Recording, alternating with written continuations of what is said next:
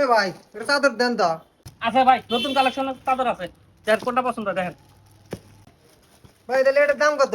ভাই বেচা না গেলে 2500 টাকা, কেন আপনি 2000 টাকা দেন, অরিজিনাল ইন্ডিয়ান একবারে চাদর। না ভাই একদম 1500 টাকা দেন, 1500 নিম তাহলে নিম না। আচ্ছা ভাই নেন, প্যাকিং দে প্যাকিং দে ভাই, না না না, এই যে ভাই না। দাম তো 1000, বেচলাম তো 1500। মহাজন তো নাই কে, এই যে 500 টাকা তোর আর আমার, আর এই যে 1000 মহাজন আসলে দেয়া নাকবো। रुको जरा सबर करो।